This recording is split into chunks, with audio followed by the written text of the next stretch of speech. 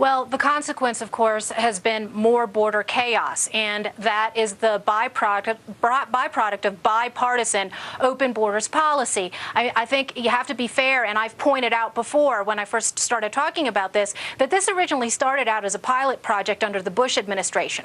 But what inevitably happened is you may have good intentions at the start, but the ATF is an agency where there's this culture of bureaucracy expansion. And what started out as sort of a narrow program expanded and expanded, expanded. They got millions of dollars under the Bush administration, tens of millions of more under the stimulus plan. What started out as a couple dozen offices turned into 200, creeped into the U.S. consulates in Mexico. And of course, Mexican officials themselves claimed that they had no idea what was going on here. And you go back to the fact that you've got these anti-gun zealots who have long blamed legitimate, law-abiding gun owners for the problem when you had ATF managers watching with live video feeds straw purchasers buy these guns and have them fall into the hands of drug cartel thugs with no intervention. And the question is, will there be real consequences for every last one of these people who have literal blood on their hands? All right, well said, and we appreciate it. Thanks, Michelle Malkin. And let not your heart be troubled. Our great American panel coming up next.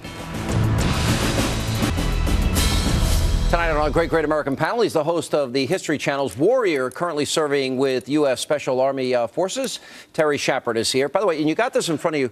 Tomorrow, my good friend Melanie Morgan is doing a troopathon, and I'm going to be on it. I know Rush Limbaugh is going to be there this year, and they send care packages to all the troops, and so it's going to be on like 150 stations around the country. It's huge, yeah. I'm actually doing a Skype thing at 4 o'clock on it as well. Yeah, so I'm going to be on it. It's a great charity, and as a guy who's seen the wars from the Gulf War all the way till now, nothing beats actually getting and they send something these care packages to these guys, stuff that they need. It's a great charity. When you've been overseas for a long time, nothing like Oreos, man. Yeah, I know. Why don't you get double stuff at least, you know? Listen, you just take what you get. All right. As we continue, he was the senior spokesman for Hillary Clinton's presidential campaign and founding partner of Hilltop Public Solutions. Mo Elathi is back. She's a columnist for the Sun Sentinel, Republican strategist. Noel Nickpour is here. What do you think of the president's speech tonight? Oh, well, I think he was posturing and pandering to the left and trying to build up its base because it's an election. And as you know, he's taking a toll on the polls. And I think with Huntsman announcing and the way the economy is going, which is downward, I think that he is trying to get a bump. Rasmussen poll had Michelle Bachmann leading today among contenders. I'm not surprised. I mean, look at this. He is on a downhill spiral. He is not doing anything he said he was going to do. So what's he going to do? When it's popular to put the troops in, which he took so long getting those troops in anyway, then now he's going to go pulling them out. Look, by every objective poll, measure, economic metric, it's not working. You wanted Hillary to be president. If she were president, why do I think she would follow up and follow Bill Clinton's model, end of welfare as we know it, et cetera? Why hasn't the president gotten this? They're talking about another stimulus today. Well, I think what the president's doing, and I'm going to disagree with you slightly, the president's actually done a lot of what he said he was going to do. He said he was going to get us out of Iraq. He said he was going to begin the drawdown of troops in Afghanistan. He didn't tell us he was running on $5 trillion in new debt. But what he, look, we've actually seen some economic recovery. Now, I think the polls are showing people are frustrated that it's not happening fast enough, and I think that's a legitimate concern. But to say that we're not seeing some sort of recovery is just flat out. Is it the housing market? No. It is. Is it what? 15 straight months of private sector job creation. No. We're looking at the most anemic numbers you can talk about, and we're losing 400,000 jobs a month. 495,000 jobs a month. What is he going to campaign on? And as a fundraiser for Republican candidates, I would like to know what I'd be up against. What is Obama going to campaign on? Crashing the Republicans. I mean, seriously, the stimulus did not work, and they're talking about doing it again. Unemployment, he lied. He said we needed to do the stimulus in order to keep unemployment at a certain percentage. It did not happen. Cash for clunkers, totally mismanaged and didn't work. I'll tell you, if I was advising the president's reelection campaign, I would say go out there and talk about the fact that you pulled us back from the brink of pulled us back from the brink of economic disaster. And remember, elections are not conducted in a vacuum.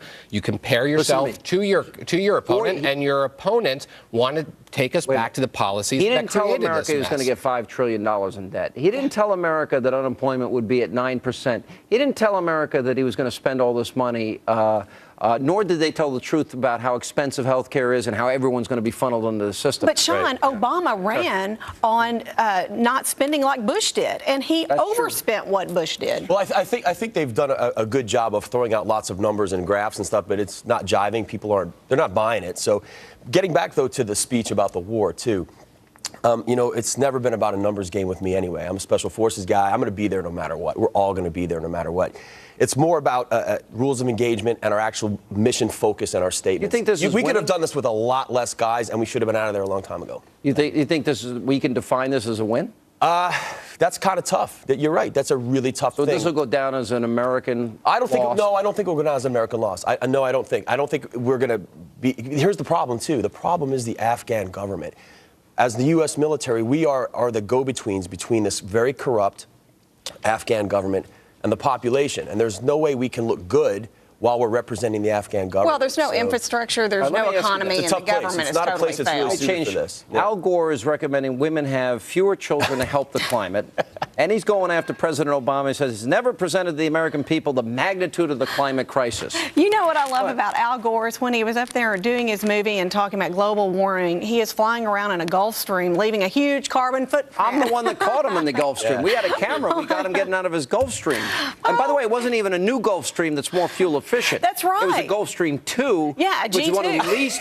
G2. Yeah, one of and the- you know what? They've actually phased some of the G2s out because you have to have certain hush kits. You can't land a Gulf Stream in certain airports because it has to be caught up to modification because they have the And then big he got Rolls right out Royce of that engines. into his limousine, Mo. Yeah. Look, I hope. Watch out where Hannity cameras show up.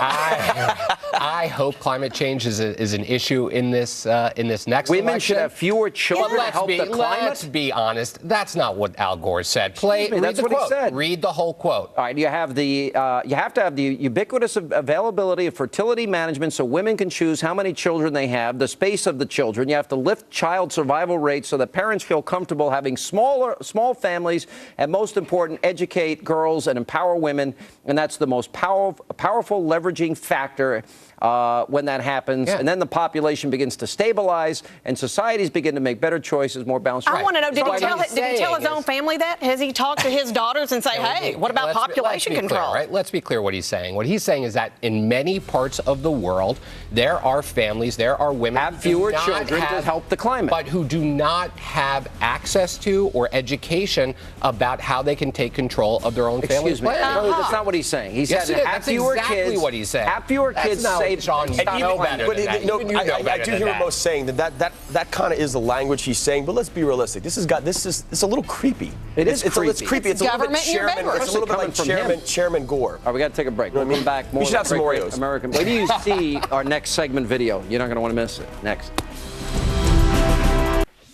And we continue with our Great American Panel. All right, so the PGA wants to bring a golf tournament to Detroit. Now, last time I was in Detroit, it was horrific to watch. One of the great cities in American history.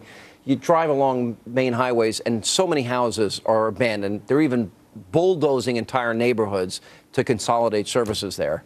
Anyway, the reason they can't bring the tournament to Detroit is because of all of the dilapidated homes, including John Conyers. Watch this. I've got a buddy who's got a buddy that belongs to the Detroit Golf Club. They're trying to get a PGA tournament. What's one of the holdups? Some of the people who live along the golf course are letting their houses go to hell. Who is it? John Conyers. Here's a view of the congressman's backyard from the 5th hole. Take a look at it. Peeling paint, grass as high as wheat, a collapsing awning, a wreck. The congressman's off in D.C. doing whatever it is congressmen do up there.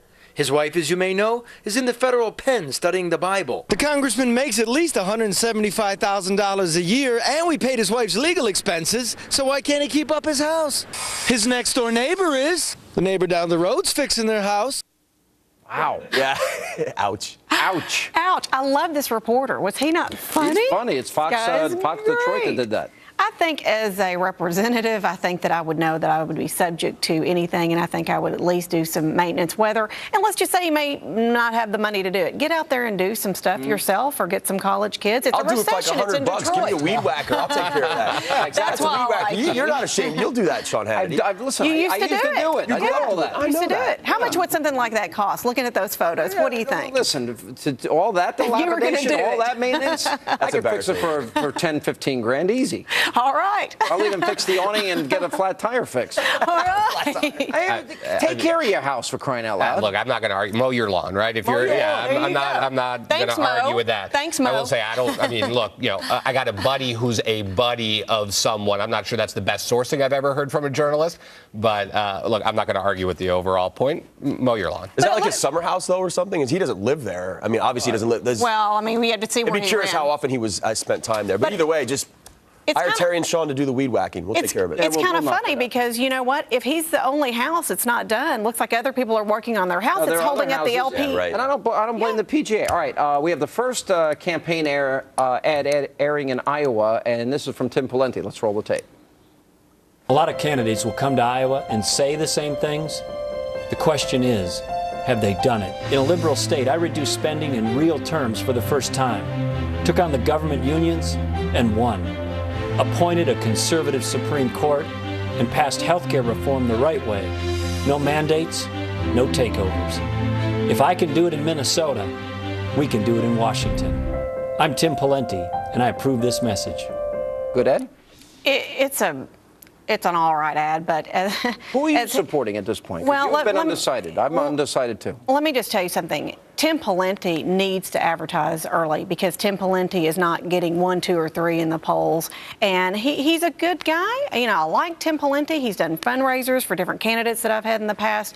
Nothing wrong. I just think that there are a lot of people that are not very enthusiastic about Tim Pawlenty. Who would you, as a Democrat, fear the most? I don't know at this point, right? We haven't seen what any of these candidates are really made of, right? You see what some candidates look like on paper, right? But we've all seen, history's littered with candidates that look good on paper that just ended up being a disaster. I will say about that ad, though, it's really interesting. Forget about what the president's campaign could do with Tim Pawlenty. His Republican opponents, he handed them a silver platter.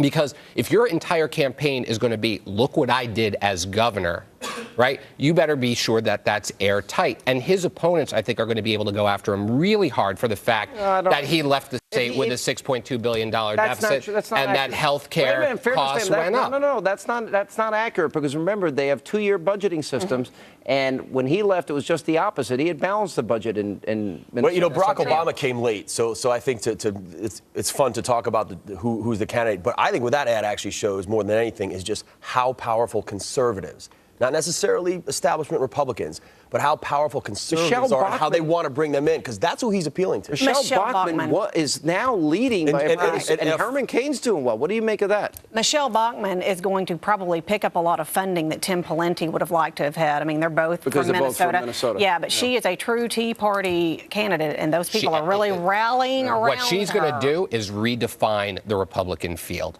I think before too long, you're going to see a lot of other Republicans don't count out Perry chasing and her and her message. Huntsman and Perry. Troopathon tomorrow. Troopathon.org. Go to it. It's great. Greta's next, and we'll see you tomorrow night.